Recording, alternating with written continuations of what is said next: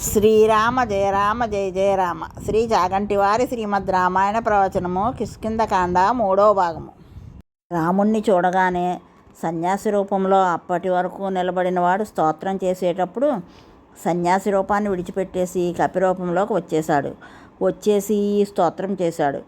యోగి పొంగవుడైన హనుమ మొట్టమొదటిసారి రామదర్శనం చేశాడు. రాముణ్ణి స్తోత్రం చేస్తూ మాట్లాడాడు. ఇక్కడ వచ్చినవాడు వానరుడు. వచ్చింది సన్యాసి రూపంలో. ఆ రూపాన్ని విడిచి మళ్ళీ వానర రూపాన్ని పొందాడు. అటువంటి వానితో ఇప్పుడు రాముడు మాట్లాడడం ప్రారంభించాలి. లక్ష్మణుడు ఏమీ మాట్లాడలేదు. రాముడు హనుమతో మాట్లాడాలి, కానీ రాముడు హనుమతో మాట్లాడలేదు. పక్కనున్న లక్ష్మణునితో మాట్లాడడం ప్రారంభించాడు. రాముడు లక్ష్మణుని వంక చూసి అన్నాడు, లక్ష్మణ, విన్నావా ఎలా మాట్లాడాడో హనుమ? ఇలా మాట్లాడగలిగిన వ్యక్తి మంత్రిగా దొరికిన వాని కార్యాలు ఎందుకు నెరవేరవు? ఇలా మాట్లాడగలిగిన వ్యక్తి ఎదురుగుండా వచ్చి నిలబడితే కత్తి పట్టి ప్రాణం తీద్దామనుకున్న వ్యక్తి కూడా కత్తిని వరలో పెట్టేస్తాడు. ఇటువంటి వ్యక్తి మంత్రిగా దొరికిన రాజు ఎంతో అదృష్టవంతుడు. ఈయన మాట్లాడిన స్థితిని, మాట్లాడిన విధానాన్ని పరికించి చూసావా? ఋగ్వేదం చదువుకున్నవాడు కాకపోతే, యజుర్వేదం తెలియకపోతే, సామవేదం తెలియకపోతే ఇలా మాట్లాడడు. అన్నిటినీ మించిన ఈయన వ్యాకరణాన్ని చాలామార్లు చదువుకున్నాడు. ఈయనకు ఉపనిషత్తుల అర్థం పూర్తిగా తెలుసు. ఈయన మాట్లాడుతున్నప్పుడు కనుబొమ్మలు నిష్కారణంగా కదలడం లేదు, లలాటం కదలడం లేదు, వాక్యం లోపల నుంచి పైకి వచ్చేటప్పుడు గొనుగుతున్నట్లు లేదు, గట్టిగా లేదు. మంద్రమైన స్వరంతో ప్రారంభం నుంచి చివరి వరకు ఒకే స్వరంతో పూర్తి చేస్తున్నాడు. కాళ్లను, చేతులను, శరీరాన్ని కదపడం లేదు. ఎలా మాట్లాడాలో, ఏ శబ్దాన్ని ఎలా ఉచ్చరించాలో, ఎంతవరకు ఉచ్చరించాలో, ఎంత దీర్ఘం తీయాలో, ఎంత హ్రస్వంతో పలకాలో, ఏ వర్ణాన్ని ఎలా పలకాలో అలా పలుకుతున్నాడు. ఇటువంటి వ్యక్తి సుగ్రీవునికి సచివుడిగా దొరికి మన దగ్గరకు వచ్చి సుగ్రీవునితో స్నేహం కలపాలని కోరుకుంటున్నాడు కనుక మనం అనుకున్న కోరిక సిద్ధించినట్లే అన్నాడు. ఇక్కడ మనం ఒక విషయాన్ని గమనించాలి. హనుమ రాముడిని చూసి చూడడంతోనే ఆయనకు రాముడు కనిపించలేదు. రాముని రూపంలో ఉన్న శ్రీ మహావిష్ణువు కనపడ్డాడు. పక్కనున్న లక్ష్మణుడు రామునికి బాహువులుగా కలిసిపోయి కనపడ్డాడు. ఆ విధంగా చతుర్భుజుడైన శ్రీ మహావిష్ణువును హనుమ దర్శనం చేశాడు. వేదము చేత ప్రతిపాదించబడిన పరబ్రహ్మ స్వరూపమే రాముడిగా నడిచి వచ్చింది. కానీ ఆ రాముడు నరుడుగానే అందరికీ కనపడ్డాడు. తాను మొట్టమొదట దర్శనం ఇస్తూనే చతుర్భుజుడైన శ్రీ మహావిష్ణువుగా హనుమకు దర్శనం ఇచ్చాడు. దానిని వాల్మీకి గుప్తంగా దాచారు. తాను శ్రీ మహావిష్ణువుగా దర్శనమిచ్చాడు కనుకనే హనుమ చేసిన స్తోత్రాన్ని అంగీకరించాడు. ఆయన చేసిన నమస్కారాన్ని తాను స్వీకరించాడు. హనుమ రాముని దగ్గరకు వచ్చినప్పుడు సన్యాసి రూపంలో రాముని హృదయం తెలుసుకోవాలని వచ్చినవాడు. ఆయనను చూడగానే ఆయన నరుడు కాడు, పరబ్రహ్మమని గుర్తెరిగాడు. కాబట్టి అక్కడ తానింక సన్యాసి రూపంలో నిలబడవలసిన అవసరం లేదని ఆ రూపాన్ని విడిచిపెట్టి కపిరూపంతో హనుమ నిలబడిపోయాడు. అది హనుమకు రాముడు శ్రీ మహావిష్ణువుగా దర్శనమైన క్షణం. హనుమ అలా స్తోత్రం చేస్తే లక్ష్మణుని వంక తిరిగి మాట్లాడాడు. ఎందుకని? అది హనుమకు శ్రీ మహావిష్ణువుగా దర్శనం. అందుకని తాను ప్రత్యక్షంగా మాట్లాడలేదు, లక్ష్మణుని ద్వారా మాట్లాడాడు. హనుమకు 3 వేదములు తెలిసి ఉన్నట్లు రాముడు చెప్పాడు. మనకు వేదములు 4 కదా, మరి రాముడు ఇక్కడ 3 వేదములు అన్నాడేమిటి అన్న ప్రశ్న ఉదయించవచ్చు. ప్రధానంగా పరాన్ని బట్టి, తాత్పర్యాన్ని బట్టి వేదాన్ని 3గా చెబుతారు.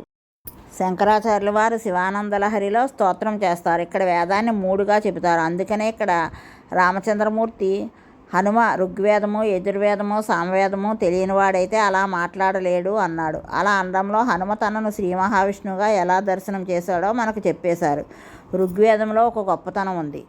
ఋగ్వేదంలో చాలా భాగం దేవతలకు సంబంధించిన స్తుతివాక్యాలు ఉంటాయి.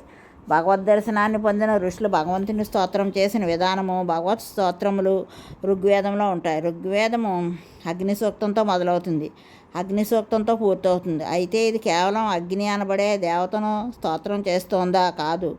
అగ్ని అంటే దహించే స్వరూపం ఉన్నదే అని అర్థం.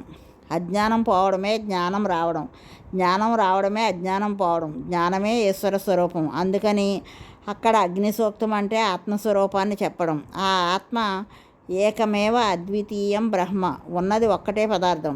ఆ ఒక్క పదార్థం ఈ లోకాన్ని రక్షణ చేయడం కోసమని అజాయమానో బహుదా విజాయితే అనేకమైన స్వరాలను పొందింది. అసలు ఒక శరీరాన్ని, ఒక ఆకారాన్ని, ఒక రూపాన్ని, ఒక నామాన్ని పొందవలసిన అవసరం లేని పరమాత్మ లోకములను రక్షించడం కొరకు అనేక రూపములతో, అనేక నామములతో, అనేక స్వరూపములతో తనను తాను సృష్టించుకొని ఒక తల్లి కడుపున పుట్టి ఈ లోకములను రక్షిస్తున్నాడు.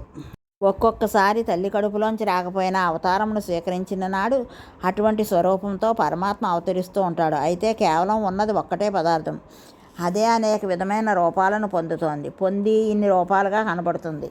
ఇన్ని రూపాలుగా ఉన్నది ఒక్క స్వరూపంగా మారిపోవడమే ఆత్మస్వరూపంగా దర్శనం ఇవ్వడం. ఇన్ని రూపాలుగా ఆరాధింపబడుతున్న పరమాత్మ ఇవాళ కాళ్ళు చేతులతో కదిలి వస్తున్న రమింపచేయగలిగిన ఆనంద స్వరూపమై అందరికీ భార్య పక్కన లేక ఏడుస్తున్నట్లుగా కనపడే రాముడు స్వతహాగా తాను ఆత్మారాముడిగా ఆనందరామునిగా హనుమకి దర్శనం ఇచ్చాడు. ఎందుకని? హనుమ యోగి పొంగవుడు కనుక ఆయనకు అలా దర్శనమిచ్చాడు. హనుమ ఆయనను స్తోత్రం చేశాడు. ఋగ్వేదం తెలియనివాడు భగవంతుని అలా స్తోత్రం చెయ్యలేడు. పైగా నాదభరితములైన సామవేద వాక్కులకు మాతృకలన్నీ ఋగ్వేదంలో ఉన్నాయి. అందుచేత ఋగ్వేదంలో ఉండే నాద ప్రధానములైన స్తుతితో రాముని స్తోత్రం చేశాడు. అందుకని హనుమను ఋగ్వేదం తెలిసి ఉన్నవాడని రాముడు గుర్తించాడు. యజుర్వేదం తెలియకపోతే ఇలా స్తోత్రం చెయ్యడు. బ్రహ్మాండ పురాణంలో ఒక రహస్యాన్ని చెప్పాడు. కిష్కింధకాండలో రామచంద్రమూర్తి దర్శనం ఎలా చేయాలి అని అడిగాడు. కిష్కింధకాండలో వచ్చే రామస్వరూపాన్ని విభూతి రేఖలు ధరించిన వాడై తన శరీర అవయవముల నిండా త్రిపుండ్రములను ధరించిన శివస్వరూపంగా మహేశ్వర స్వరూపంగా ధ్యానం చేయాలని బ్రహ్మాండ పురాణం చెబుతోంది. మహేశ్వరుడు అంటే ఎవరో లింగ పురాణం చెప్పింది. తమీశ్వరానాం పరమం మహేశ్వరం తం దేవతానాం పరమం చ దైవతం. దేవతలకు పరుడైన దేవతా స్వరూపమెవడో, సమస్త జగత్తును శాసించగలిగిన ఈశ్వరుడెవడో అతడే మహేశ్వరుడు. శివకేశవ అభేదంగా ఏకస్వరూపంగా కిష్కింధకాండలోకి వచ్చేటప్పటికి భస్మ త్రిపుండ్రములతో కూడిన వాడిగా పరమశివుడిగా రామచంద్రమూర్తిని దర్శనం చేసి నమస్కరిస్తే జ్ఞానాన్ని పొందగలమని కిష్కింధకాండ గురించి బ్రహ్మాండ పురాణం చెప్పింది. శ్రీ చంద్రశేఖర పరమాచార్యులు వారు యజుర్వేదమునకు మేలుబంతి శ్రీరుద్రమ అని చెబుతూ ఉండేవారు. శివుడంటే ఎవరు? నమః సౌరాయ చ శక్త్యాయ చ హరిత్యాయ చ సోమాయ చ లోప్యాయ చ వా క్షాయ చ రుద్రాయ చ అన్నీ ఆయనే. ఆయన కానిది వేరొకటి లేదు. ఋగ్వేదంలోంచి యజుర్వేదంలోకి వచ్చి అలా చూస్తున్నాడు. యజస్సు అంటే కర్మకాండ. స్తుతిరూపమైన ఋగ్వేదంలోని మంత్రములు యజుర్వేదం దగ్గరకు వచ్చేసరికి మంత్రరూపాన్ని పొంది అనువాకములుగా మారతాయి. ఒక అనువాకము ఇంకొక అనువాకం వలె ఉంటుంది. అందుకనే వాటిని జాగ్రత్తగా ధారణ చేసి చదవాలి. చదవడంలో ఆ అనువాకములను చెబుతూ హోమం కానీ యజ్ఞం కానీ చేస్తే ఆ యజ్ఞం చేత ఆ యాగం చేత ప్రీతి చెందిన పరమాత్మ అనుగ్రహంగా మనం రక్షణ పొందుతాం. ఈ పృథివీ మండలంలో యజ్ఞయాగాది క్రతువులు కేవలం మన ఆర్షధర్మంకే చెందినవి. ఇంకా ఎవ్వరూ ఇవి చెయ్యరు. యజ్ఞము యాగము చేసినా వేరొక ధర్మం కానీ వేరొక భావన కానీ వేరొక రకమైన సంప్రదాయం కానీ సిద్ధాంతం కానీ ప్రపంచం నందు లేవు. యజ్ఞయాగాది క్రతువులను చేసేది ఒక ఆర్ష సాంప్రదాయంలోనే. అందుకనే వేదం చదువుకున్నవాడు కనబడితే వారికి మనం నమస్కారం చెయ్యాలి. వేదమే ఈ దేశమునకు జీవనాధారం. వేదం చదువుకున్న వారికి వ్యాకరణం తెలిస్తే తప్ప వేదమంత్రంలో స్వరం వల్ల వచ్చే అర్ధవేదం తెలియదు. పదము అర్థం తెలియడం కాదు, స్వరయుక్తమైన పదాన్ని పలికినప్పుడు దానిలోంచి వచ్చే అర్ధవేదాన్ని గ్రహించగలిగిన వాడు నవవ్యాకరణ పండితుడైన హనుమ. ఎదురుగుండా వచ్చినవాడు వేదము చేత ప్రతిపాదించబడిన వాడిని గుర్తుపట్టగలిగిన సమర్థుడు హనుమ. అటువంటి యోగి దర్శనం కిష్కింధకాండలో జరిగింది. అసలు కిష్కింధకాండ ప్రారంభమే అమృతపు జల్లు. యజ్ఞయాగాది క్రతువులు చేసి హవిస్సులు ఇస్తాం, దేవతలను పిలుస్తాం, వారు ప్రీతి చెందుతారు. ప్రీతి చెంది మేఘములను సృష్టిస్తారు, వర్షం పడుతుంది. వర్షం వలన కలిగే ప్రయోజనాలను గురించి లింగ పురాణంలో వివరించబడింది. తద్వారా ఈ లోకమంతా నీటి వల్ల బతుకుతుంది. ఎప్పుడు యజ్ఞయాగాదులు చేయబడవో, ఎప్పుడు వేదం గౌరవింపబడకుండా పోతుందో, ఎప్పుడు ఆ మంత్రములతో దేవతలు ఆవాహన చేయబడరో ఆనాడు దేవతలు ప్రీతి చెందకపోవడం వల్ల వర్షం పడదు. యజ్ఞయాగాది క్రతువులు వేదం వల్ల వస్తున్నాయి. వేదమంత్రమును సుస్వరంతో చదవడం చేత దేవతలను ఎలా ప్రీతి చెందించవచ్చో తెలిసినవాడైతే తప్ప ఈ యజుర్వేదాన్ని తెలుసుకోలేడు.